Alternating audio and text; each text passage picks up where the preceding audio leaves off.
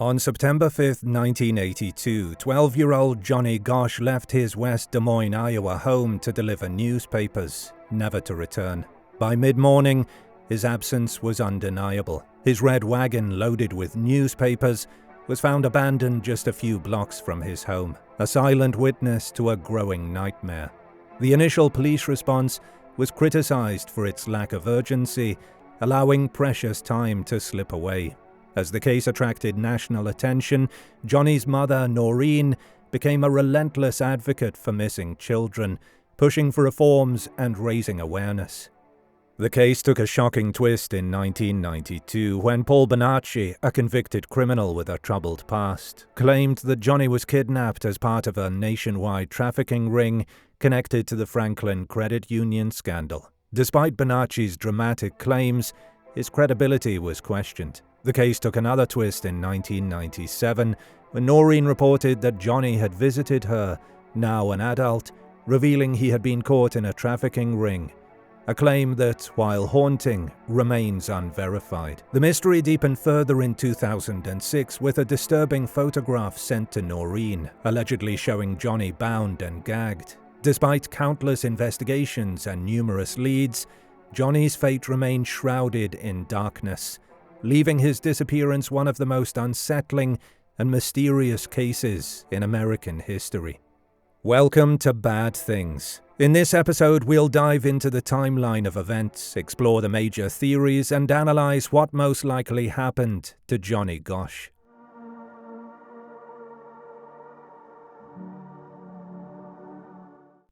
Johnny Gosch was born on November 12, 1969, in Des Moines, Iowa, to John and Noreen Gosch. As the eldest of two children, Johnny was known for his sense of responsibility and independent spirit. By the time he was a young boy, he had embraced a newspaper delivery route in his neighborhood, a job that, while modest, symbolized his growing maturity and reliability. This routine, which marked his weekends and defined his early adulthood, was something Johnny took great pride in. Each morning, he would set out with his red wagon filled with newspapers, a familiar sight in the quiet suburban streets. On the fateful morning of September 5, 1982, Johnny left his home around 5:45 a.m. to begin his newspaper route. Normally, Johnny would have been accompanied by his father, John Sr., but on this particular day, Johnny set out alone.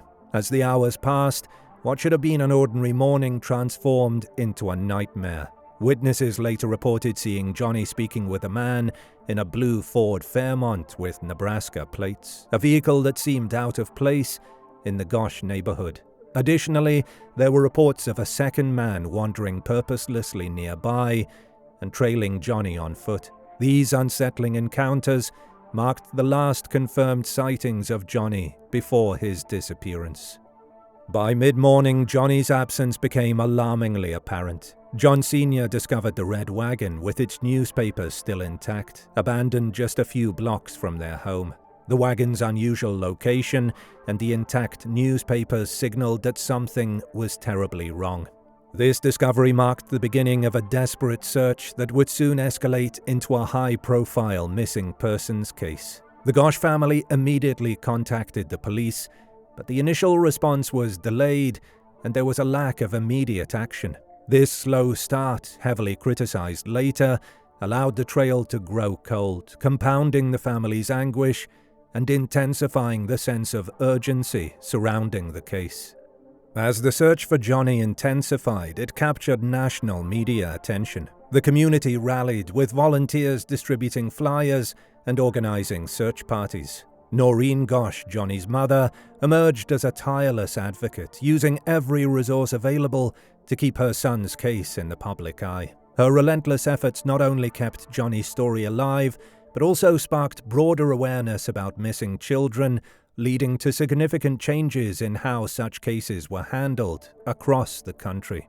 The intrigue surrounding Johnny's disappearance deepened in 1992 with the appearance of Paul Bonacci, a convicted felon with a history of dissociative identity disorder. Bonacci made sensational claims that Johnny had been abducted as part of a nationwide child trafficking ring linked to the Franklin Credit Union scandal. His detailed and disturbing account painted a dark picture of a powerful network exploiting children.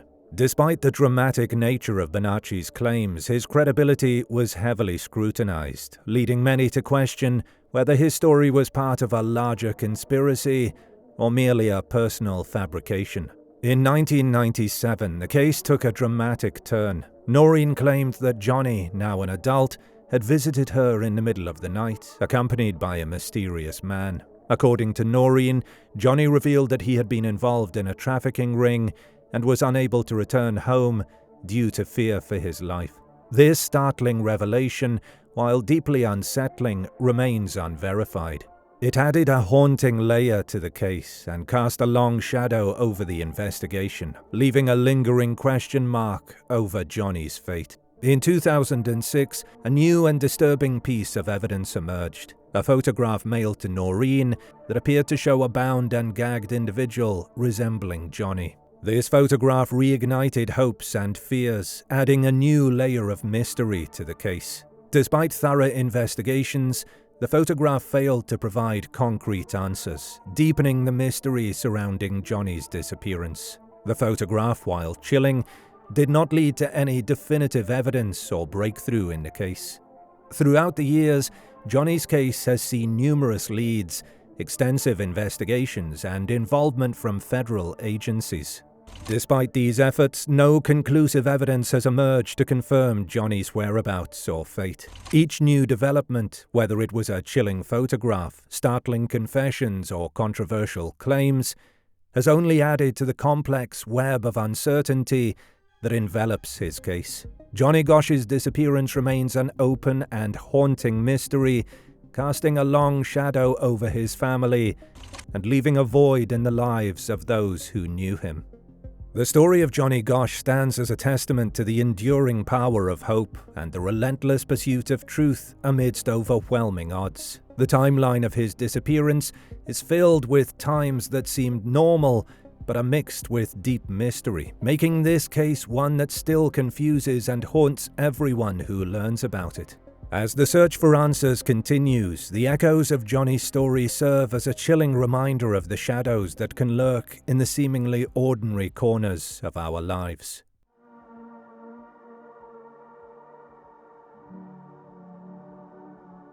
Numerous theories have been proposed over the years to explain Johnny Gosch's disappearance. Let's explore the most prominent ones.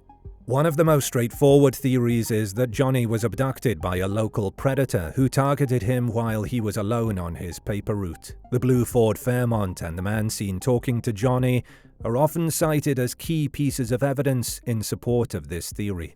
Given the era and Johnny's regular routine, it's possible that a predator had been watching him for some time before making their move. However, despite numerous efforts, the identity of this individual has never been established, and no concrete evidence has been found to support this theory definitively. Another theory is that Johnny was abducted by an organized child trafficking ring. This theory gained significant attention after Paul Bonacci's claims in the early 1990s. Bonacci alleged that Johnny was taken as part of a nationwide pedophile ring connected to powerful figures in government and business, a network supposedly involved in the Franklin Credit Union scandal.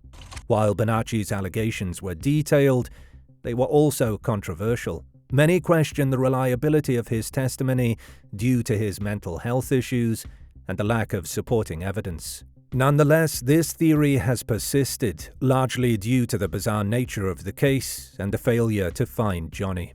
Another theory suggests that Johnny may have run away from home, either voluntarily or under coercion, and started a new life elsewhere. This theory gained some credibility after Noreen's claim that Johnny visited her years after his disappearance, suggesting that he may have escaped from his kidnappers or had been living under a new identity. However, this theory is considered less likely, as there has been no verifiable evidence to support the idea that Johnny ran away or that he was ever seen alive after his disappearance. Another possibility is that Johnny may have been abducted by government operatives, either as part of a secret operation or because he inadvertently uncovered sensitive information. This idea gained some attention due to the strange letters and photographs that Noreen received over the years, as well as her claim that Johnny visited her years after his disappearance, hinting at a possible connection to a larger conspiracy. However, this theory is also considered less plausible, as there is no concrete evidence to support the notion that government involvement played a role in Johnny's disappearance, or that he was ever seen alive after that day.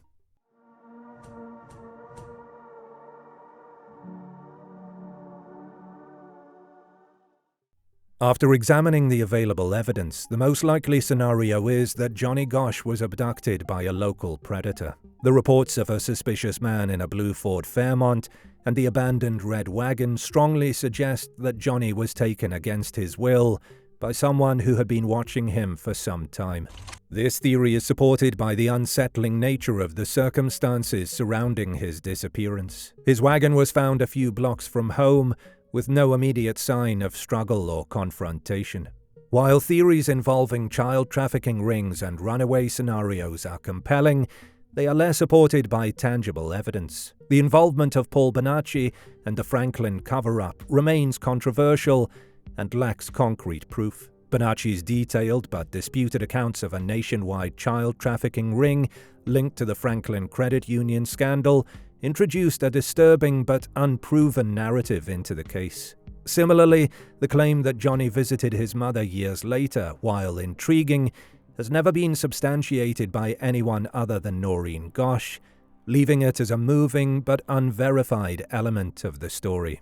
Moreover, the notion of Johnny running away doesn't align with the known facts. Johnny was known for his sense of responsibility and dedication to his newspaper route, making the idea of him abandoning his life and family unlikely. His behavior and the circumstances of his disappearance point more convincingly to an abduction. The photos that were sent to Noreen that claimed to be of Johnny were investigated by Nelson Zalva, an investigator at the Hillsborough County Sheriff's Office. Zalva claimed to have identified the boys in the photo and that they were not of Johnny. Noreen accused Zalva of lying and revealed that she had another photo of her son to prove it, although she didn't specify where or how she got it. She said she didn't share the photo with police because she didn't trust their ability to investigate it, and that she expected to receive more pictures as her own investigation into Johnny's disappearance progressed. The possibility that Johnny was taken by a local predator fits the known facts and aligns with the tragic reality of many similar cases from that era. The evidence, though still incomplete, suggests that Johnny was likely targeted by someone familiar with his routine, creating a scenario that reflects the dark reality of child abductions. Unfortunately, without further evidence or a confession, the truth of Johnny Gosch's fate may never be fully known. The disappearance of Johnny Gosch is a heartbreaking mystery that has left a lasting impact on his family, the community of West Des Moines, and the wider world. Despite decades of investigation and numerous theories, the case remains unresolved, leaving us with more questions than answers. What do you think happened to Johnny Gosch? Do you agree with our analysis, or do you have your own theory? Share your thoughts in the comments below. If you found this video informative, please like and subscribe for more deep dives into some of the world's most compelling mysteries. Thank you for watching, and we'll see you next time on Bad Things. If you love our content and want to support the channel, feel free to check our web shop where you can find exclusive true crime merch brought to you by Bad Things.